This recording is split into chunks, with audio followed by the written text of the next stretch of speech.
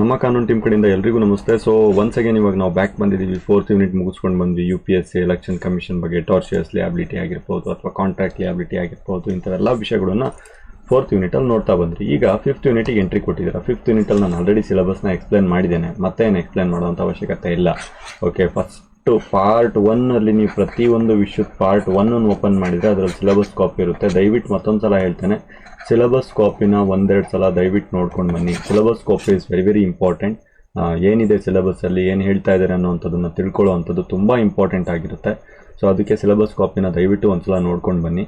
ಆದಾಗ್ಯೂ ಕೂಡ ಹೇಳ್ತಾನೆ, ಯೂನಿಟ್ 5ದಲ್ಲಿ ಎಮರ್ಜೆನ್ಸೀಸ್ ಬಗ್ಗೆ ಮಾತಾಡ್ತೀವಿ, ಅಂತಂದರೆ ತುರ್ತು ಪರಿಸ್ಥಿತಿಗಳ ಬಗ್ಗೆ ಮಾತಾಡ್ತೀವಿ. ತುರ್ತು ಪರಿಸ್ಥಿತಿಯಲ್ಲಿ ಎಮರ್ಜೆನ್ಸಿ ಘೋಷಣೆ ಮಾಡ್ತಾರೆ ಅಂತಾರಲ್ವಾ, ಸೊ ಅದಕ್ಕೆ ಎಮರ್ಜೆನ್ಸಿ ಅಂತ ಕರಿತೀವಿ. ಸೊ ಅದ್ರ ಬಗ್ಗೆ ಮಾತಾಡ್ತೀವಿ. ಕಾನ್ಸ್ಟಿಟ್ಯೂಷನಲ್ ಇಂಟರ್ಪ್ರಿಟೇಷನ್ ಅಂತ ಇದೆ, ಸಂವಿಧಾನಾತ್ಮಕ ವ್ಯಾಖ್ಯಾನ ಅಥವಾ ಸಂವಿಧಾನಾತ್ಮಕ ವಿಮರ್ಶೆ ಬಗ್ಗೆ ಮಾತಾಡ್ತೀವಿ. ಇದ್ರದ್ದು ಕೂಡ ನಾನು ಎಕ್ಸ್ಪ್ಲನೇಷನ್ ಕೊಟ್ಟಿದ್ದೇನೆ. ಅಮೆಂಡ್ಮೆಂಟ್, ಏನಾದರೂ ಕಾನ್ಸ್ಟಿಟ್ಯೂಷನ್ನ ತಿದ್ದುಪಡಿ ಮಾಡಬೇಕಾದ್ರೆ ಮಾಡಬಹುದಾ ಮಾಡೋಕ್ಕಾಗಲ್ವಾ ಅನ್ನೋದನ್ನು ಮಾತಾಡ್ತೀವಿ. ಶೆಡ್ಯೂಲ್ಸ್ಗಳು, ಅನುಸೂಚಿಗಳು, ವೇಳಾಪಟ್ಟಿ ಅಂತಾಗಿದೆ, ಇದನ್ನು ಅನುಸೂಚಿಗಳು ಅಂತ ತಗೊಳ್ಳಿ. ಓಕೆ, ಈ ಅನುಸೂಚಿಗಳ ಬಗ್ಗೆ ನಾವೇನು ಮಾಡ್ತೀವಿ, ಡಿಸ್ಕಸ್ ಮಾಡ್ತೀವಿ. ಸೊ ಅದಾದಮೇಲೆ review of working committee constitution ಅಂತ ಇದೆ. ಈ ನಮ್ಮ ಸಂವಿಧಾನ ಏನಿದೆ ಅಲ್ವಾ, ಅದರದ್ದು ವಿಮರ್ಶೆ ಬಗ್ಗೆ ನಾವು ನೋಡ್ತೀವಿ. ನಾನು ಮತ್ತೊಂದು ಸಲ ಹೇಳ್ತೇನೆ, 1ನೇ 2ನೇ 3ನೇ 4ನೇ 5ನೇ 6ನೇ ಯೂನಿಟ್ ಅಂತ ಅಂದ್ಕೊಳ್ಳೋಣ. ಎಲ್ಲವೂ ಕೂಡ 16 ಮಾರ್ಕ್ಸೇ ಕ್ಯಾರಿ ಮಾಡೋದು. ನಾನು ಫಸ್ಟ್ ಯೂನಿಟ್ ಚೆನ್ನಾಗಿ ಓದ್ಕೊಂಡಿದ್ದೀನಿ, 5th ಯೂನಿಟ್ ಬೇಡ, ಫಸ್ಟ್ ಯೂನಿಟು ಸೆಕೆಂಡ್ ಯೂನಿಟ್ ಚೆನ್ನಾಗಿ ಓದಿದ್ದೀನಿ, 3rd 4th ಎಲ್ಲ ಲೈಟಾಗಿ ಓದೋಣ, ಅವೆಲ್ಲ ಮಾಡಬೇಡಿ ಆಯಿತಾ. ಎಲ್ಲದಕ್ಕೂ ಈಕ್ವಲ್ ಇಂಪಾರ್ಟೆನ್ಸ್ ಕೊಡಿ. ಓಕೆ, ಎಲ್ಲದಕ್ಕೂ ಈಕ್ವಲ್ ಇಂಪಾರ್ಟೆನ್ಸ್ ಕೊಟ್ಟು ಎಲ್ಲದಕ್ಕೂ ಈಕ್ವಲ್ ವೇಟೇಜ್ ಕೊಡಿ. ಯಾವಾಗ ನಿಮಗೆ ಎಕ್ಸಾಮ್ ಪಾಯಿಂಟ್ ಆಫ್ ವ್ಯೂದಲ್ಲಿ ಈಕ್ವಲ್ ಮಾರ್ಕ್ಸ್ ಅಂತ ಕ್ಯಾರಿ ಮಾಡ್ತಾ ಇದೆ ಅಂದಮೇಲೆ ಯಾಕೆ ಮತ್ತೆ ನೀವು ಒಂದಕ್ಕೆ ಜಾಸ್ತಿ ಕೊಡೋದು, ಒಂದಕ್ಕೆ ಕಡಿಮೆ ಮಾಡೋದು ಮಾಡ್ತೀರಾ? ಆ ರೀತಿ ಮಾಡಬಾರ್ದಲ್ವಾ. ಸೊ ಎಲ್ಲದಕ್ಕೂ ಈಕ್ವಲ್ ಇಂಪಾರ್ಟೆನ್ಸ್ ಕೊಡಿ, ಎಲ್ಲದನ್ನೂ ಈಕ್ವಲ್ ಆಗಿ ಓದಿ. ಸೊ ಇದಿಷ್ಟು ಹೇಳ್ತಾ ನಾನು ಸ್ಟಾರ್ಟ್ ಮಾಡ್ತಾ ಇದ್ದೇನೆ. ಎನಿಹೌ, ನಮ್ಮ ಪ್ರೀವಿಯಸ್ ಇಯರ್ ಕ್ವಶನ್ ಪೇಪರ್ಸ್ಗಳನ್ನ ನಾವು ಸಾರ್ಟ್ ಔಟ್ ಮಾಡಿಬಿಟ್ಟು main important questions of 5th ಯೂನಿಟ್ನ ಇಲ್ಲಿ ಮೆನ್ಷನ್ ಮಾಡಿದ್ದೀವಿ. ಸೊ 5th ಯೂನಿಟ್ನ ಇಂಪಾರ್ಟೆಂಟ್ ಕ್ವಶನ್ಸ್ಗಳಿಲ್ಲಿದೆ. ಒನ್ಸ್ ಲಾಸ್ಟ್ ವಿಡಿಯೋದಲ್ಲಿ ನಮ್ಮ ಮೆಥಡಾಲಜಿ ಏನಿದೆ ನಾವು ಅದನ್ನೆಲ್ಲ ಸಾಲ್ವ್ ಮಾಡ್ತೇವೆ ಲಾಸ್ಟ್ ವಿಡಿಯೋದಲ್ಲಿ. ಓಕೆ, ಸಿಲೆಬಸ್ ಪಾಯಿಂಟಲ್ಲಿ ಫಸ್ಟ್ ಪಾಯಿಂಟ್ ನಿಮ್ದಿರೋದು ಎಮರ್ಜೆನ್ಸಿ ಅಂತ ಇದೆ. ಓಕೆ, ನಾವು ಈ ಎಮರ್ಜೆನ್ಸಿ ಬಗ್ಗೆ ಸ್ಟಡಿ ಮಾಡೋಕ್ಕೆ ಸ್ಟಾರ್ಟ್ ಮಾಡೋಣ. ಈ ಎಮರ್ಜೆನ್ಸಿಗಳಲ್ಲಿ 3 ಥರ ಎಮರ್ಜೆನ್ಸಿ ಇದೆ ಮೇನ್ಲಿ. ಹಾಗಾದರೆ ಏನು ಸರ್ ಇದು ಎಮರ್ಜೆನ್ಸಿ? ತುರ್ತು ಅಂತ ಇದೆ. ಓಕೆ, ತುರ್ತು ಪರಿಸ್ಥಿತಿ ಅಂತಲೂ ಕರೀತಾರೆ ಇದನ್ನು, ತುರ್ತು ಪರಿಸ್ಥಿತಿ ಅಂತಲೇ ಕರೀತಾರೆ, ಎಮರ್ಜೆನ್ಸಿ ಅಂತ ಹೇಳ್ತಾರೆ. ಏನು ಎಮರ್ಜೆನ್ಸಿ? ಹೆಸರೇ ಹೇಳ್ತಾ ಇದೆ ಎಮರ್ಜೆನ್ಸಿ. ಎಮರ್ಜೆನ್ಸಿ ಅಂತ ಏನು?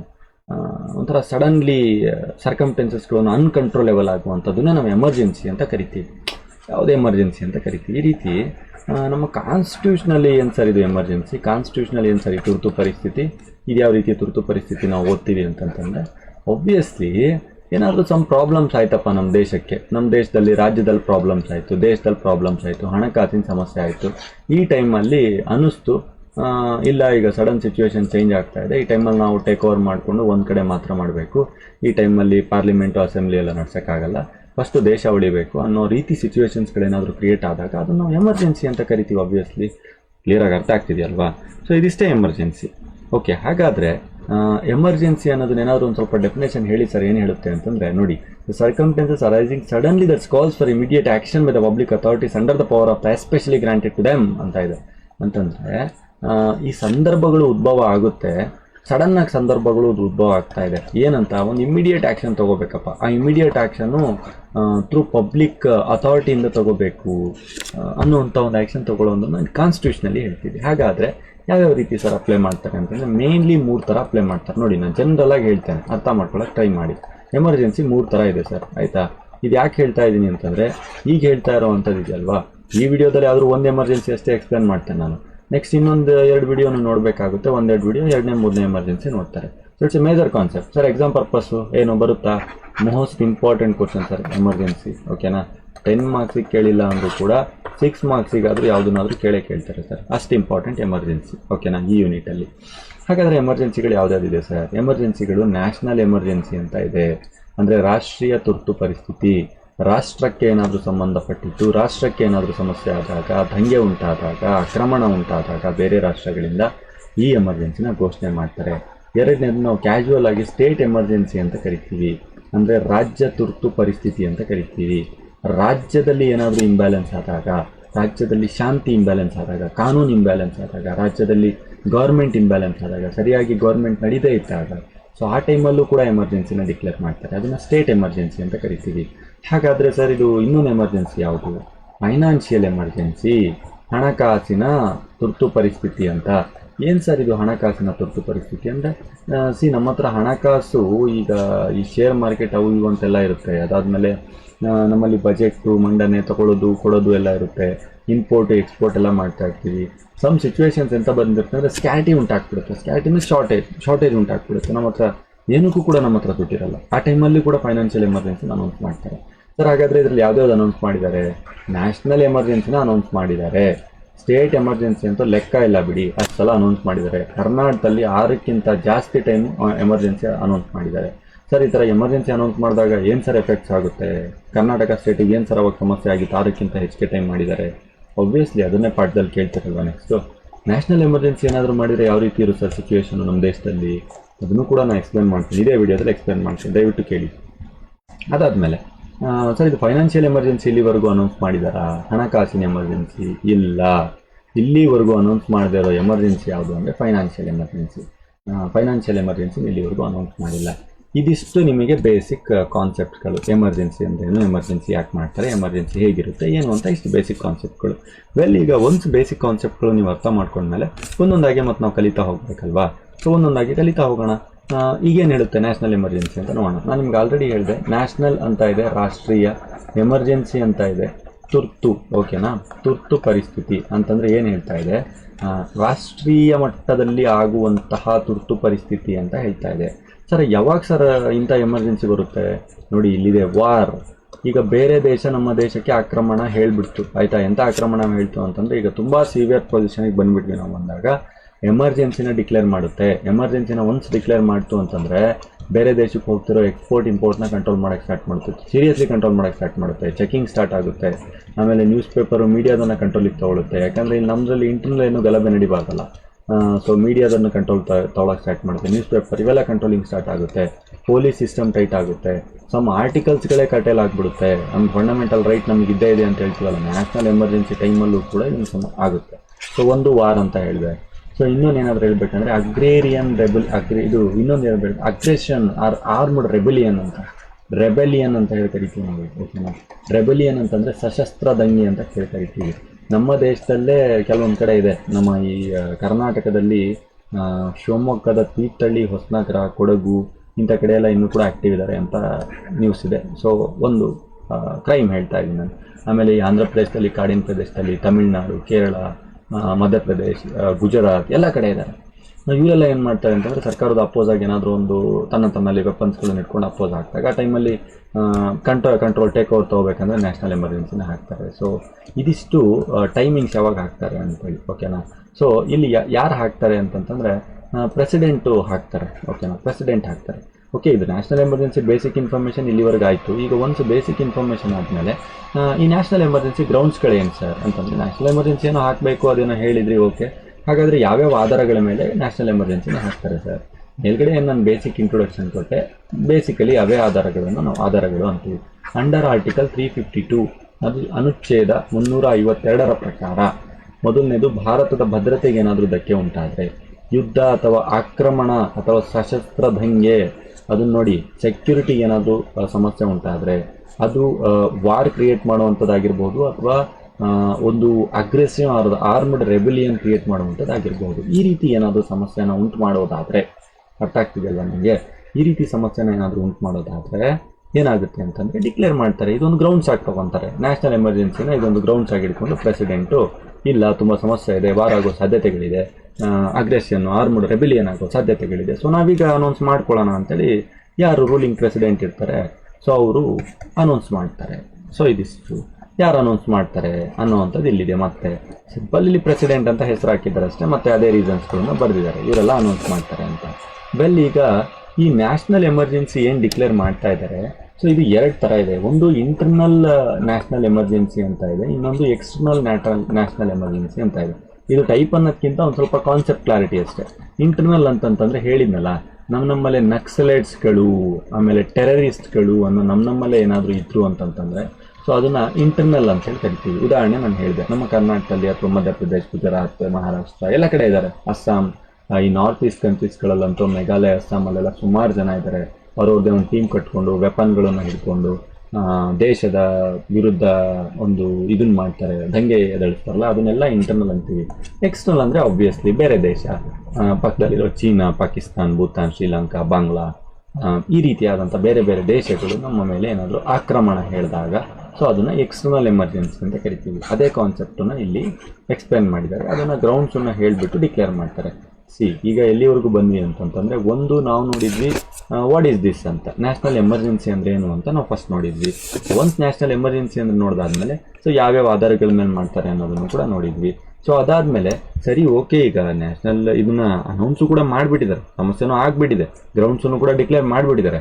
ಹಾಗಾದರೆ ಏನು ಸರ್ ಎಫೆಕ್ಟ್ಸ್ ಆಗುತ್ತೆ ಅಂತಂದ್ರೆ, ಏನು ಸರ್ ಪರಿಣಾಮಗಳೇನು ಸರ್? ಆಯಿತು, ಈಗ ಎಮರ್ಜೆನ್ಸಿ ಅನೌನ್ಸ್ ಮಾಡಿದ್ದಾರೆ ಬಿಡಿ, ಏನಾಗುತ್ತೆ ಎಮರ್ಜೆನ್ಸಿ ಅನೌನ್ಸ್ ಮಾಡಿದರೆ? ಬಿಡಿ, ಎಮರ್ಜೆನ್ಸಿ ಏನೋ ಕಾನ್ಸ್ಟಿಟ್ಯೂಷನ್ ಕೊಟ್ಟಿದ್ದಾರೆ ಅವ್ರ ಪಾಡಿಗೆ ಅವರು, ಆ ರೀತಿ ಅಷ್ಟೇನಾ ಅದು? ಇಲ್ಲ, ಸಿಕ್ಕಾಬಡೆ ಸಮಸ್ಯೆ ಆಗುತ್ತೆ. ಒಂದು ಜನರಲ್ ಆಗಿ ಹೇಳಬೇಕು ಅಂತಂದರೆ, ಒಂದು ಅರೌಂಡ್ 1976 ಇಂದಿರಾ ಗಾಂಧಿ ಗೌರ್ಮೆಂಟ್ ಇದ್ದಾಗ ಒಂದು ಸಲ ಅನೌನ್ಸ್ ಆಗಿತ್ತು, ಓಕೆ, ನ್ಯಾಷನಲ್ ಎಮರ್ಜೆನ್ಸಿ. ಸೊ ಈ ನ್ಯಾಷನಲ್ ಎಮರ್ಜೆನ್ಸಿ ಅನೌನ್ಸ್ ಆದಾಗ ಅಲ್ಲಿ ನ್ಯೂಸ್ ಪೇಪರ್, ಆಮೇಲೆ ಮೀಡಿಯಾ, ಆಮೇಲೆ ಅದು ಮೂಮೆಂಟು, ಆಮೇಲೆ ಫೈನಾನ್ಷಿಯಲ್ ಮಾರ್ಕೆಟ್ ಮೂಮೆಂಟ್ಸ್ ಎಲ್ಲ ಡೌನ್ ಆಗಿಬಿಟ್ಟಿತ್ತು. ಓಕೆ, ಅಷ್ಟೊಂದು ಎಫೆಕ್ಟ್ಸ್ ಆಗುತ್ತೆ. ಹಾಗಾದರೆ ಬೇಸಿಕಲಿ ಇದನ್ನೆಲ್ಲ ನೀವು ಬರೆಯೋಕ್ಕಾಗಲ್ಲಲ್ವಾ? ಸೊ ಈಗ ಆ್ಯಸ್ ಪರ್ ನಿಮ್ಮ ಅಕಾಡೆಮಿಕ್ ಪರ್ಪಸ್ಸಿಗೋಸ್ಕರ ನೀವೇನು ಬರಿಬೋದು ಅನ್ನೋಂಥದ್ದು ನಾನು ಹೇಳ್ತೇನೆ. ಸೆಂಟ್ರಲ್ ಆ್ಯಂಡ್ ಸ್ಟೇಟ್ ರಿಲೇಷನ್ಶಿಪ್ಪಲ್ಲಿ ಮೊದಲನೇ ಕೆಟಗರಿಯಲ್ಲಿ ನಾವು ನೋಡ್ತೇವೆ. ಮೊದಲನೇ ಕೆಟಗರಿ ನಾವು ಏನು ಮಾಡ್ತಾ ಇದ್ದೀವಿ ಅಂದರೆ, ಎಫೆಕ್ಟ್ಸನ್ನೇ ಸ್ವಲ್ಪ ಮತ್ತೆ ಸ್ಲ್ಯಾಬ್ಸ್ಗಳನ್ನು ಮಾಡ್ಕೊಳ್ತಾ ಇದ್ದೀವಿ. ಯಾಕೆ, ನಿಮ್ಮನ್ನು ಅರ್ಥ ಮಾಡ್ಸೋಕ್ಕೋಸ್ಕರ. ಒಂದು, ಸೆಂಟ್ರಲ್ ಆ್ಯಂಡ್ ಸ್ಟೇಟ್ ರಿಲೇಷನ್ಶಿಪ್ ಓದಿದ್ರಲ್ವ ನೀವು? ಸೆಂಟ್ರಲ್ ಆ್ಯಂಡ್ ಸ್ಟೇಟ್ ರಿಲೇಷನ್ಶಿಪ್ ಯಾವುದಾದ್ರಲ್ಲಿ ಬರುತ್ತೆ? ಎಕ್ಸಿಕ್ಯೂಟಿವ್ ಬರುತ್ತೆ, ಲೆಜಿಸ್ಲೇಟಿವ್ ಬರುತ್ತೆ, ಜುಡಿಷಿಯರಿಯಲ್ಲಿ ಬರುತ್ತೆ. ಈ ಮೂರದ್ದು ಕಾನ್ಸೆಪ್ಟನ್ನು ಎಫೆಕ್ಟ್ಸ್ ನೋಡೋಣ. ಫಸ್ಟ್ ಎಕ್ಸಿಕ್ಯೂಟಿವ್ ಬಾಡಿ ನೋಡೋಣ. ಎಕ್ಸಿಕ್ಯೂಟಿವ್ ಬಾಡಿಗೆ ಏನಾಗುತ್ತೆ ಅಂತಂತಂದರೆ, ಕಂಪ್ಲೀಟಾಗಿ ಏನೇ ಡಿಸಿಷನ್ ತೊಗೋಬೇಕು, ಯಾವುದೇ ರೀತಿಯಾದಂಥ ಡಿಸಿಷನ್ ತೊಗೋಬೇಕಂದ್ರೆ ಕಂಪ್ಲೀಟಾಗಿ ಸೆಂಟ್ರಲ್ ಹತ್ರ ಬಂದಿರುತ್ತೆ. Complete central. ಸ್ಟೇಟ್ ಏನೂ ಕೂಡ ಮಾಡೋಕ್ಕಾಗಲ್ಲ. ಸ್ಟೇಟ್ ಗೌರ್ಮೆಂಟಲ್ಲಿ ಯಾವುದಾದ್ರೂ ರೂಲಿಂಗ್ ಗೌರ್ಮೆಂಟಲ್ಲಿ ಏನಾದರೂ ಇರಲಿ, ಕಂಪ್ಲೀಟ್ ಸೆಂಟ್ರಲ್ ಟೇಕ್ ಓವರ್ ಮಾಡಿಬಿಡುತ್ತೆ. ಅರ್ಥ ಆಗ್ತಿದೆಯಲ್ಲ ನಿಮಗೆ? ಆಮೇಲೆ ಎರಡನೇದು, ಇದೇ ಸೆಂಟ್ರಲ್ ಆ್ಯಂಡ್ ಸ್ಟೇಟ್ ರಿಲೇಷನ್ಶಿಪ್ಪಲ್ಲಿ ಆಗುವಂಥ ಎಫೆಕ್ಟ್ ಲೆಜಿಸ್ಲೇಟಿವ್ ಏನಾಗುತ್ತೆ ಅಂತಂದರೆ, ಈ ಸ್ಟೇಟ್ ಲಿಸ್ಟು ಅಂತ ಏನು ಇರುತ್ತಲ್ವ, ಅದು ಕೊಟ್ಟಿರ್ತಾರೆ, union list, state list, concurrent list. Already ನಾನು ಪಾಠ ಮಾಡಿದ್ದೀನಿ ಅದನ್ನು, ಓಕೆನಾ? ಸೊ ಈ ಸ್ಟೇಟ್ ಲಿಸ್ಟ್ ಅಂತ ಏನಿರುತ್ತೆ, ಅದ್ರ ಮೇಲೂ ಕೂಡ ಪಾರ್ಲಿಮೆಂಟಿಗೆ ಪವರ್ ಬಂದ್ಬಿಡುತ್ತೆ ಲಾಸ್ಗಳನ್ನು ಮಾಡುವಂಥದ್ದು. ಈ ರೀತಿ ಮಾಡಬೇಕಾದ್ರೆ ಸ್ಟೇಟ್ ಗೌರ್ಮೆಂಟ್ನ ಪರ್ಮಿಷನ್ ತೊಗೊಳ್ಳುವಂಥ ಅವಶ್ಯಕತೆನೇ ಇರಲ್ಲ. ಅದು 6 month ವ್ಯಾಲಿಡಿಟಿ ತನಕನೂ ಕೂಡ ಎಕ್ಸ್ಟೆಂಡ್ ಆಗುತ್ತೆ. ಮೇ ಬಿ ಮತ್ತೆ ರಿನ್ಯೂವಲ್ ಮಾಡಿದರೆ ಅಪ್ ಟು 1 year ತನಕನೂ ಕೂಡ ಎಕ್ಸ್ಟೆಂಡ್ ಮಾಡ್ಬೋದು. ಇದಿಷ್ಟು ಲೆಜಿಸ್ಲೇಟಿವ್, ಶಾಸಕಾಂಗ. ಅಂದರೆ ಕಾರ್ಯನಿರ್ವಾಹಕ ಕೂಡ ಟೇಕ್ ಓವರ್ ಮಾಡ್ತಾರೆ, ಶಾಸನ ಮಾಡೋದನ್ನು ಕೂಡ ಟೇಕ್ ಓವರ್ ಮಾಡ್ತಾರೆ. ಒಂದೇ ಮಾತಲ್ಲಿ ಹೇಳಬೇಕು ಅಂತಂದರೆ, ಫೈನಾನ್ಷಿಯಲ್ ಮ್ಯಾಟ್ರ್ ಏನಾಗುತ್ತೆ ಸರ್? ಹಾಗಾದರೆ ಮೂರನೇದು ಫೈನಾನ್ಷಿಯಲ್ ಮ್ಯಾಟ್ರಲ್ಲಿ ಏನಾಗುತ್ತೆ ಅಂತಂದರೆ, ಈ ರೆವಿನ್ಯೂ ಡಿಸ್ಟ್ರಿಬ್ಯೂಷನ್ ಮಾಡೋವಂಥದ್ದು ಪ್ರೆಸಿಡೆಂಟ್ ಕೈಯಲ್ಲಿ ಬಂದುಬಿಡುತ್ತೆ. ಪ್ರೆಸಿಡೆಂಟ್ ಡಿಸೈಡ್ ಮಾಡ್ತಾರೆ ರೆವಿನ್ಯೂ ಎಷ್ಟೆಷ್ಟು ಯಾರಿಗೆ ಡಿಸ್ಟ್ರಿಬ್ಯೂಟ್ ಮಾಡಬೇಕು, ಯಾವ ಫೀಲ್ಡಿಗೆ ಯಾವುದನ್ನು ಡಿಸ್ಟ್ರಿಬ್ಯೂಟ್ ಮಾಡಬೇಕು ಅಂತೇಳಿ ಪ್ರೆಸಿಡೆಂಟ್ ಡಿಸೈಡ್ ಮಾಡ್ತಾರೆ. ಅಲ್ಲಿಂದ ರೂಲಿಂಗ್ ಪಾರ್ಟಿ ಡಿಸೈಡ್ ಮಾಡೋದಿಲ್ಲ. ರೂಲಿಂಗ್ ಪಾರ್ಟಿ ಅವಾಗ ನಿಲ್ಲಾಗಿರುತ್ತೆ. ಗೌರ್ಮೆಂಟ್ ಯಾವುದಾದ್ರೂ ಇರಲಿ, ಆ ಟೈಮಲ್ಲಿ ಸೆಂಟ್ರಲ್ ಗೌರ್ಮೆಂಟ್ ನಿಲ್ಲಾಗುತ್ತೆ. ನೋಡೋಕ್ಕೆ ತುಂಬ ತಮಾಷೆ ಅನ್ನಿಸ್ತಾ ಇದೆ, ಬಟ್ ಹೆವಿ ಸಿವಿಯರ್ ಕಂಡೀಷನ್ ಇದು. ಒನ್ಸ್ ನ್ಯಾಷನಲ್ ಎಮರ್ಜೆನ್ಸಿ ಏನಾದರೂ ಅನೌನ್ಸ್ ಮಾಡಿದ್ದಾರೆ ಅಂತಂದರೆ ಆಬ್ವಿಯಸ್ಲಿ ಯಾವುದೇ ರೀತಿಯಾದಂತಹ ಮೂಮೆಂಟ್ಸ್ಗಳೇ ಬಂದಾಗ್ಬಿಡುತ್ತೆ, ಓಕೆನಾ? ಒಂಥರ ಈ ಜೈಲಲ್ಲಿ ಹಾಕ್ಕೊಂಡು ಒಳಗಡೆ ಕೂಡ ಹಾಕ್ಕೊಂಡ ಹಾಗೆ. ನೋಡಿ, central and state relationship effects ನೋಡಬೇಕಾದ್ರೆ ಮೊದಲನೇ ಪಾಯಿಂಟಲ್ಲಿ ನಾವು ಏನೇನು ನೋಡಿದ್ವಿ ಅಂತಂದರೆ, ಎಫೆಕ್ಟ್ಸು ಎಕ್ಸಿಕ್ಯೂಟಿವ್ದು ಟೇಕ್ ಓವರ್ ಮಾಡಿದರು, ಲೆಜಿಸ್ಲೇಟಿವ್ ಸೆಂಟ್ರಲ್ ಟೇಕ್ ಓವರ್ ಮಾಡಿದರು, ಫೈನಾನ್ಷಿಯಲ್ಲೂ ಕೂಡ ಟೇಕ್ ಓವರ್ ಮಾಡಿದರು. ಎರಡನೇ ಎಫೆಕ್ಟ್ಸಿಗೆ ಬರ್ತಾ ಇದ್ದೀನಿ, ಎಫೆಕ್ಟ್ಸಲ್ಲೇ ಇದ್ದೀನಿ ನಾನು. ಥರ್ಡ್ ಪಾಯಿಂಟ್ ಎಫೆಕ್ಟ್ಸಲ್ಲಿ, ಅದರಲ್ಲಿ ಸಬ್ ಪಾಯಿಂಟ್ ಎರಡನೇದು ಮಾತಾಡ್ತಾ ಇದ್ದೀನಿ. ಅದರಲ್ಲಿ effects on life of the Lok Sabha and state assembly. ಈಗ ನೋಡಿ ಏನು ಹೇಳ್ತಾ ಇದೆ, ಲೈಫ್ ಬಗ್ಗೆ ಮಾತಾಡ್ತಾ ಇದೆ. ಯಾವುದ್ರದ್ದು? ಲೋಕಸಭಾ ಮತ್ತು ಸ್ಟೇಟ್ ಅಸೆಂಬ್ಲಿ. ಈಗ ಆಲ್ರೆಡಿ ಇರುತ್ತಲ್ವಾ, ಲೋಕಸಭಾದಲ್ಲಿ ಯಾವುದೋ ಒಂದು ಪಾರ್ಲಿಮೆಂಟ್ ಇರುತ್ತೆ, ಆ ಪಾರ್ಲಿಮೆಂಟಲ್ಲಿ ಯಾವುದೋ ಒಂದು ಗೌರ್ಮೆಂಟ್ ರನ್ನಿಂಗ್ ಇರುತ್ತೆ, ಸ್ಟೇಟ್ ಗೌರ್ಮೆಂಟಲ್ಲೂ ಯಾವುದೋ ಒಂದು ಅಸೆಂಬ್ಲಿ ರನ್ನಿಂಗ್ ಇರುತ್ತೆ. ಓಕೆ, ಈಗ ಅಸೆಂಬ್ಲಿ ಮತ್ತು ಪಾರ್ಲಿಮೆಂಟ್ ರನ್ನಿಂಗ್ ಇದೆ, ಸೊ ಆ ಟೈಮಲ್ಲಿ ಹೇಗೆ ಸರ್? ಮತ್ತೆ ಆಲ್ರೆಡಿ ರನ್ನಿಂಗ್ ಇರುವಂಥದ್ದು ಎಲ್ಲ ಹೋಗುತ್ತೆ. ಮತ್ತೆ ಈ ರೀತಿ ಏನಾದರೂ ಕ್ವಶನ್ ರೈಸ್ ಆಗಲೇಬೇಕಲ್ವ ಮತ್ತೆ? ಓಕೆ, ನ್ಯಾಷನಲ್ ಎಮರ್ಜೆನ್ಸಿ ಅಂತಂದರೆ ಸ್ಟೇಟು, ಲೆಜಿಸ್ಲೇಟಿವ್ ಎಲ್ಲದನ್ನು ತೊಗೊಂಡು ಹೋಗ್ಬಿಟ್ಟು ಅವರೇ ಮಾಡ್ಕೊತಾರೆ ಅಂತ ಹೇಳಿದ್ರಿ. ಹಾಗಾದರೆ ಮತ್ತೆ ರೂಲಿಂಗ್ ಇರೋ ಪಾರ್ಟಿಯಲ್ಲಿ ಹೋಗಬೇಕು, ಅವ್ರದ್ದು ಕತೆ ಏನು? ಇದು ಯಾವ ರೀತಿ ಕಂಟಿನ್ಯೂ ತೊಗೊಳುತ್ತೆ ಅಂತೇನಾದರೂ ಹೇಳಿದಾಗ, while a proclamation of national emergency is in operation, the life of the Lok Sabha may be extended behind the normal term for a 1 year time. However, the extension cannot be continued behind the 6 months after the emergency. In case the state legislatives cannot be 1 year after during the national emergency, the maximum period of the 6 months. Same ಹೇಳ್ತಾ ಇದೆ. Central ಮತ್ತು state ಏನು ಹೇಳ್ತಾ ಇದೆ, ಏನಾದರೂ ಇರಲಿ sir, what ever it may be, ನಿಮ್ಮ ಹತ್ರ ಗೌರ್ಮೆಂಟ್ ರನ್ನಿಂಗ್ ಇರಲಿ, ನಮಗೆ ಸಂಬಂಧ ಇಲ್ಲ ಆಯಿತಾ. ನಾವೇನಿದ್ರು ಕೂಡ ಎಕ್ಸ್ಟೆಂಡ್ ಮಾಡ್ತೀವಿ. ಮ್ಯಾಕ್ಸಿಮಮ್ 1 ಇಯರ್ ತನಕ ಎಕ್ಸ್ಟೆಂಡ್ ಮಾಡಬಹುದು ಈ ನ್ಯಾಷನಲ್ ಎಮರ್ಜೆನ್ಸಿನ. 6 ಮಂತ್ಗಿಂತ ಹೆಚ್ಚಿಗೆ ಬೀಳಿಲ್ದಂಗೆ ರಿನ್ಯೂವಲ್ ಮಾಡಿಸ್ತಾ ಇರಬೇಕು. ಪ್ರತಿ 6 ಮಂತಿಗೆ ಒಂದೊಂದ್ಸಲ ಅಪ್ರೂವಲ್ ತೊಗೊಂಡು ರಿನ್ಯೂವಲ್ ಮಾಡ್ತಾ ಇರಬೇಕು. ಓಕೆ, ಮ್ಯಾಕ್ಸಿಮಮ್ 6 ಮಂತಿಂದ 1 ಇಯರ್ ತನಕ ಮತ್ತೆ ಎಕ್ಸ್ಟೆಂಡ್ ಮಾಡ್ಬೋದು. ಬಟ್ ಗ್ಯಾಪ್ 6 ಮಂತ್ ಮೇಲೆ ಆಗ್ಬೋದು. ಎವ್ರಿ 6 ಮಂತಿಗೆ ಒಂದ್ಸಲ ರಿನ್ಯೂವಲ್ ಮಾಡಬೇಕು. ಇದಿಷ್ಟು ಈ ಪಾಯಿಂಟ್ಸ್ಗಳು ಹೇಳ್ತಾ ಇದೆ. ಸೊ ಇಲ್ಲಿ ತನಕ ಏನೋ ಬಿಡಿ, ಒಂದು ನಾವು ಸೆಂಟ್ರಲ್ ಆ್ಯಂಡ್ ಸ್ಟೇಟ್ ರಿಲೇಷನ್ಶಿಪ್ ಬಗ್ಗೆ ನೋಡಿದ್ವಿ. ಎರಡನೇದು ಎಫೆಕ್ಟ್ಸ್ ಬಂದ್ಬಿಟ್ಟು ಲೋಕಸಭಾ ಮೇಲೆ ಏನು ಅಂತ ನೋಡಿದ್ವಿ, ಅಸೆಂಬ್ಲಿ ಮೇಲೆ. ಮೂರನೇ ಎಫೆಕ್ಟ್ ಮತ್ತೊಂದು ಇಂಪಾರ್ಟೆಂಟ್ ಫಂಡಮೆಂಟಲ್ ರೈಟ್ ಮೇಲೆ ಏನಿದೆ sir effects, it's very important ತಾನೆ. ನಾವು ಹೇಳಿದ್ವಿ ಎಲ್ಲ ಫಸ್ಟ್ ಸೆಮ್ಮಲ್ಲಿ, ನೀವು ಎಲ್ಲ first sem I think 5 year LLB ಅಂದರೆ ಇನ್ನೊಂದು ಬೇರೆ ಸೆಮಿಸ್ಟ್ರಲ್ಲಿ ಓದಿರ್ತೀರಲ್ವಾ. ಸೊ ನೀವೆಲ್ಲ ನೋಡಿದ್ರಿ, ಫಂಡಮೆಂಟಲ್ ರೈಟ್ನ ಯಾರು ಏನು ಮಾಡೋಕ್ಕಾಗಲ್ಲ. ನಮಗೇನಾದರೂ ಸಮಸ್ಯೆ ಆದರೆ ಫಂಡಮೆಂಟಲ್ ರೈಟ್ ಇದೆ, ನಾವು ಪಾರ್ಟ್ 3ಯಲ್ಲಿ ಆರ್ಟಿಕಲ್ 12ಇಂದ ಆರ್ಟಿಕಲ್ 35 ತನಕ ಇದೆ ನಮ್ಮ ಹತ್ರ, ನಾವು ಹೋಗ್ಬಿಟ್ಟು ಹೋರಾಡ್ತೀವಿ, ಸುಪ್ರೀಂ ಕೋರ್ಟ್ ಹೋಗ್ತೀವಿ, ಹೈಕೋರ್ಟ್ ಹೋಗ್ತೀವಿ, ರಿಟ್ಸ್ ಹಾಕ್ಕೊತೀವಿ, ಆರ್ಟಿಕಲ್ 32 ಎಲ್ಲದೂ ಹೇಳ್ತಾ ಇದ್ರಲ್ವಾ ಸಮಸ್ಯೆ ಆದರೆ.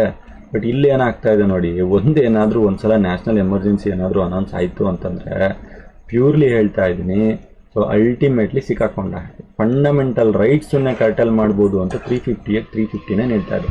ಕರ್ಟೆಲ್ ಅಂದರೆ ಏನು? ಮುರಿದು ಹಾಕಬಹುದು, ತಡೆ ಹಿಡಿಯಬಹುದು. ಫಂಡಮೆಂಟಲ್ ರೈಟು ನನ್ನ ಹಕ್ಕು, ಮೂಲಭೂತ ಹಕ್ಕು ಅಂತ ಏನು ಹೇಳ್ತಿರಲ್ವಾ, ಅದನ್ನು ಕೂಡ ತಡೆಯೋಕ್ಕೆ ಅನುಚ್ಛೇದ 358, 359ರಲ್ಲಿ ಪ್ರಾವಿಷನ್ ಕೊಟ್ಟಿದ್ದಾರೆ. ಇಫ್ ಇನ್ ಕೇಸ್ ಏನಾದರೂ ನ್ಯಾಷನಲ್ ಎಮರ್ಜೆನ್ಸಿನ ಅನೌನ್ಸ್ ಮಾಡಿದ್ದಾರೆ ಅಂತಂದರೆ. ಓಕೆ, ಐ ಥಿಂಕ್ ಈಗ ನಿಮಗೆ ಅರ್ಥ ಆಗಿದೆ ಅಂತ ಅಂದ್ಕೊಳ್ತೀನಿ ಯಾವ ಲೆವೆಲಿಗಿದೆ ನ್ಯಾಷನಲ್ ಎಮರ್ಜೆನ್ಸಿ ಅಂತ. ಫಂಡಮೆಂಟಲ್ ರೈಟ್ಸನ್ನು ಯಾರು ಏನು ಮಾಡೋಕ್ಕಾಗಲ್ಲ, ಆರ್ಟಿಕಲ್ 32 ಇದೆ ರಿಟ್ಸು ಅಂತ, ಅದನ್ನು ಕೂಡ ಬೇಡ ಅಂತ ಹೇಳ್ತಾರಂತೆ ನೋಡಿ. ಆರ್ಟಿಕಲ್ 358ಅಲ್ಲಿ ಏನು ಹೇಳ್ತಾ ಇದೆ, ಆರ್ಟಿಕಲ್ 19ನಲ್ಲಿ ಏನು ಕೊಟ್ಟಿದ್ದಾರಲ್ವಾ, 6 ಫಂಡಮೆಂಟಲ್ ರೈಟ್ಸ್ ಏನು ಕೊಟ್ಟಿದ್ದಾರೆ ಆರ್ಟಿಕಲ್ 19 ಅಂಡರಲ್ಲಿ, ಆ 6 ಫಂಡಮೆಂಟಲ್ ರೈಟ್ ಆಟೋಮೆಟಿಕಲಿ ಸಸ್ಪೆಂಡ್ ಆಗುತ್ತಂತೆ. ಆರ್ಟಿಕಲ್ 19 ಏನು ಹೇಳ್ತಾ ಇತ್ತು ನಿಮ್ಗೆ ಗೊತ್ತಿದೆಯಲ್ವಾ, ಫ್ರೀಡಮ್ ಆಫ್ ಸ್ಪೀಚ್ ಬಗ್ಗೆ ಹೇಳ್ತಾ ಇತ್ತು, ಅಸೋಸಿಯೇಷನು, ಸಂಘ ಮಾಡೋದು, ಗುಂಪು ಕಟ್ಕೊಳ್ಳೋದು, ಮಾತಾಡುವಂಥದ್ದು, ವ್ಯಕ್ತಪಡಿಸುವಂಥ ಎಲ್ಲ ಹೇಳ್ತಾ ಇತ್ತು ತಾನೆ. ಬಿಸ್ನೆಸ್ ಮಾಡುವಂಥದ್ದು, ಟ್ರೇಡ್ ಗೀಡ್ ಎಲ್ಲ ಹೇಳ್ತಾ ಇತ್ತು. 19(1) class 1A B C D E G ಅಂತ ಕಂಟಿನ್ಯೂಸ್ ಆಗಿ ಓದಿದ್ದೀರಾ ಫಸ್ಟಲ್ಲಿ. ಎಲ್ಲದು ಕೂಡ ಆಟೋಮೆಟಿಕಾಗಿ ಸಸ್ಪೆಂಡ್ ಆಗಿಬಿಡುತ್ತಂತೆ. ಹಾಗೆ ಈ ಆರ್ಟಿಕಲ್ 19 ಯಾವಾಗ ಎಕ್ಸ್ಪೈರಿ ಆಗುತ್ತಲ್ಲ ಎಮರ್ಜೆನ್ಸಿ, ಅವಾಗ ಆಟೋಮೆಟಿಕಾಗಿ ಬ್ಯಾಕ್ ಬಂದ್ಬಿಡುತ್ತಂತೆ. ಗೊತ್ತಾಗ್ತಿದೆಯಾ ನಿಮಗೆ? ಸೊ ಈ ರೀತಿ ಆರ್ಟಿಕಲ್ 19 ಕರ್ಟೆಲ್ ಆಗ್ತಾ ಇದೆ. ಸೊ ಈ ರೀತಿಯಾದಂಥ ಎಫೆಕ್ಟ್ಸ್ಗಳು ಉಂಟಾಗ್ಬಿಡುತ್ತೆ. ಸೊ ಅದಾದಮೇಲೆ ಈ ಆರ್ಡರ್ ಏನಿದೆಯಲ್ವಾ, ಇದಿಷ್ಟು ನಿಮಗೆ ಎಫೆಕ್ಟ್ಸ್ಗಳು ಅಂತಂದರೆ, ಇನ್ನು ಫರ್ದರ್ ಎಫೆಕ್ಟ್ಸ್ಗಳು ಕಂಟಿನ್ಯೂಸ್ ಆಗಿ ಪಾಯಿಂಟ್ಸ್. 3ನೇ ಪಾಯಿಂಟ್ ಆಯ್ತಲ್ವಾ. ಒಂದು 4ನೇ ಪಾಯಿಂಟ್ ಏನು ಅಂತಂತಂದರೆ, the order should be light before the each. ಈ ಆರ್ಡರ್ ಏನಿದೆಯಲ್ವಾ ಯಾವುದ್ರದ್ದು, ನಾವೇನೀಗ ಎಕ್ಸ್ಟೆನ್ಷನ್ ಮಾಡಬೇಕು ಇಲ್ಲ ಡಿಕ್ರೀಸ್ ಮಾಡಬೇಕು ಅನ್ನೋದು, ಅದನ್ನು ನಾವು ಈಚ್ ಹೌಸ್ ಹತ್ರ ತಗೊಂಡೋಗಿ ಸಬ್ಮಿಟ್ ಮಾಡಬೇಕು ಅಂತ ಇದೆ. ಸೊ ನಾವು ಮಾಡುವಂಥ ಏನು ಸಸ್ಪೆನ್ಷನ್ ಇದೆಯಲ್ವಾ, ಆ ಸಸ್ಪೆನ್ಷನ್ನು ಆಪರೇಷನ್ ಆಫ್ ಎಮರ್ಜೆನ್ಸಿ ಟೈಮಲ್ಲಿ ಮಾಡಬೇಕು, ಅಥವಾ ಎಷ್ಟಾಗುತ್ತೆ ಅಷ್ಟು ಶಾರ್ಟರ್ ಪೀರಿಯಡಿಂಗ್ ಮಾಡಬೇಕು ಅಂತ ಹೇಳ್ತಾ ಇದ್ದಾರೆ ಈ ಫಂಡಮೆಂಟಲ್ ರೈಟ್ಸಲ್ಲಿ ಮಾಡುವಂಥದ್ದು. ಈಗ ಅದೇ ಆರ್ಟಿಕಲ್ 359 ಏನು ಹೇಳುತ್ತೆ ಅಂದರೆ, ಸಸ್ಪೆನ್ಷನ್ ಬಗ್ಗೆ ಮಾತಾಡ್ತಾ ಇದೆ. ಆರ್ಟಿಕಲ್ 359 ಏನು ಹೇಳ್ತಾ ಇದೆ ಅಂದರೆ, ಪ್ರೆಸಿಡೆಂಟಿಗೆ ಆಥರೈಸೇಷನ್ ಇದೆ ಸಸ್ಪೆಂಡ್ ಮಾಡೋದಕ್ಕೆ. ಸೊ ಇವರು ಈ ರೀತಿ ಏನಾದರೂ ಮಾಡಿದ್ದಾರೆ ಅಂತಂತಂದರೆ, ಇವ್ರು ಸಸ್ಪೆಂಡ್ ಮಾಡಿದ್ದಾರೆ ಅಂತಂದರೆ, ಈ ಟೈಮಲ್ಲಿ ಫಂಡಮೆಂಟಲ್ ರೈಟ್ಸ್ ಏನಿದೆ ಅದನ್ನು ಎನ್ಫೋರ್ಸ್ ಮಾಡೋದಕ್ಕೆ ಆಗೋದಿಲ್ಲ.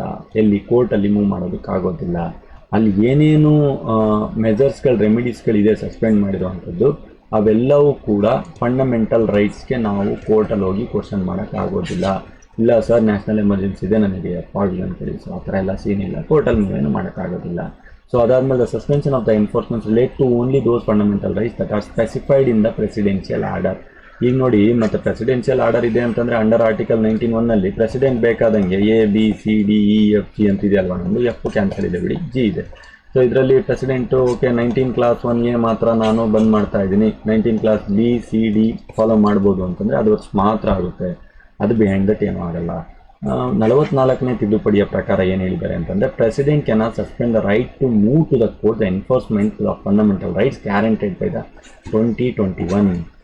ಮತ್ತೇನಾಯಿತು ಅಂದರೆ, 44ನೇ ಒಂದು ತಿದ್ದುಪಡಿ ಆಗಿಬಿಟ್ಟು, ನೋಡಿ ಸ್ವಾಮಿ, ನೀವು ಯಾವುದನ್ನಾದರೂ ಮಾಡಿ ಆಯಿತಾ, ಅದನ್ನಾದರೂ ಕರ್ಟೆಲ್ ಮಾಡ್ಕೊಳ್ಳಿ, ಫಂಡಮೆಂಟಲ್ ರೈಟ್, ನ್ಯಾಷನಲ್ ಎಮರ್ಜೆನ್ಸಿನಾದರೂ ಹಾಕಿ, ಸ್ಟೇಟ್ ಎಮರ್ಜೆನ್ಸಿ ಏನಾದರೂ ಹಾಕಿ, ಬಟ್ ಆರ್ಟಿಕಲ್ 20 ಮತ್ತು 21 ಏನಿದೆಯಲ್ಲ, ಅದು ನಿಮ್ಮ ನ್ಯಾಷನಲ್ ಎಮರ್ಜೆನ್ಸಿನಾದರೂ ಇರಲಿ, ಏನಾದರೂ ಇರಲಿ, ಇದ್ರ ಮೇಲೆ ಏನಾದರೂ ಸಮಸ್ಯೆ ಆಯಿತು ಅಂತಂದರೆ ಕೋರ್ಟಿಗೆ ಹೋಗೋಕ್ಕೆ ಯಾರೂ ತಡೆಯೋಂಗಿಲ್ಲ. ನ್ಯಾಷನಲ್ ಎಮರ್ಜೆನ್ಸಿ ಇದ್ರೂ ಅಷ್ಟೇ, ಇದ್ರ ಮೇಲೆ ಸಮಸ್ಯೆ ಆದರೆ ಕೋರ್ಟಿಗೆ ಹೋಗ್ಬೋದು ಅಂತ ಹೇಳ್ತಾ ಇದೆ. ಓಕೆನಾ? ಆರ್ಟಿಕಲ್ 21 ಏನು ಹೇಳುತ್ತೆ, 20 ಎಲ್ಲವೂ ಕೂಡ ನಾನು ಎಕ್ಸ್ಪ್ಲೇನ್ ಮಾಡಿದ್ದೇನೆ. ಆರ್ಟಿಕಲ್ 21 ಏನು ಹೇಳುತ್ತೆ, ಇದು ಹೇಳುತ್ತೆ ರೈಟ್ ಟು ಲೈಫ್ ಅಂತ ಹೇಳುತ್ತೆ ಆರ್ಟಿಕಲ್ 21. ಆರ್ಟಿಕಲ್ 20 ಅಕ್ಯೂಸ್ಡ್ ಮೇಲೆ ಹೇಳುತ್ತೆ ಯಾವ ರೀತಿ ಅವರಿಗೆ ಇದನ್ನು ವ್ಯವಸ್ಥೆನ ಮಾಡಿಕೊಡ್ಬೇಕು ಅಂತ. ಸೊ ಇದಿಷ್ಟು ನಮ್ಮ ನ್ಯಾಷನಲ್ ಎಮರ್ಜೆನ್ಸಿ ಅಂತ ಕೇಳಿದರೆ ಇದನ್ನಿಷ್ಟನ್ನು ಬರಿಬೇಕಾಗುತ್ತೆ. ನೀವು ತುಂಬ ಸಿಂಪಲಾಗಿ ಅರ್ಥ ಮಾಡಿಸಿದ್ದೀನಿ ನಾನು. ಮತ್ತೊಂದ್ಸಲ ಎಕ್ಸ್ಪ್ಲನೇಷನ್ ಇಲ್ಲಿ ಏನಿದೆ ಓದಿ. ಎನಿ ಒನ್ಸ್ ಕ್ವಿಕ್ ರಿವಿಷನ್ ಮಾಡೋಣ ಇವತ್ತಿನ ವಿಡಿಯೋದಲ್ಲಿ ಏನು ನೋಡಿದ್ವಿ ಅಂತ. ಯೂನಿಟ್ 5 ಸಮ್ ಬೇಸಿಕ್ಕನ್ನ ನೋಡಿದ್ವಿ, ಸಿಲೆಬಸ್ ಕಾಪಿನ. ಅದಾದ್ಮೇಲೆ ಪ್ರೀವಿಯಸ್ ಇಯರ್ ಕ್ವಶನ್ ಪೇಪರ್ಸ್ನ ಜಸ್ಟ್ ಹಾಗೆ ಗ್ಲಾನ್ಸ್ ಇಟ್ವಿ. ಆಮೇಲೆ ಎಮರ್ಜೆನ್ಸಿ ಅಂದರೆ ಏನು ಅಂತ ಹೇಳಿದೆ. Emergency is nothing but emergency ಆಗಿದೆ. ಸೊ ಅದರಲ್ಲಿ ದೇಶಕ್ಕೆ ಎಮರ್ಜೆನ್ಸಿ ಆದಾಗ 3 ಥರ ಆಗುತ್ತೆ: national, state emergency, financial emergency. ಇವತ್ತಿನ ಕಾನ್ಸೆಪ್ಟಲ್ಲಿ ಮೊದಲನೇದು ನ್ಯಾಷನಲ್ ಎಮರ್ಜೆನ್ಸಿ ನೋಡಿದ್ವಿ. ಹಾಗಂದ್ರೆ ಏನಂತ ಹೇಳಿದೆ, ಒಂದು ವಾರ ಆದಾಗ ರೆಬಲಿಯನ್ನು, ಅಗ್ರೆಷನ್ಸು, ಆರ್ಮ್ಡ್ ಫೋರ್ಸಿಂದ ಏನಾದರೂ ಆದಾಗ ಆಗುತ್ತೆ ಅಂತ.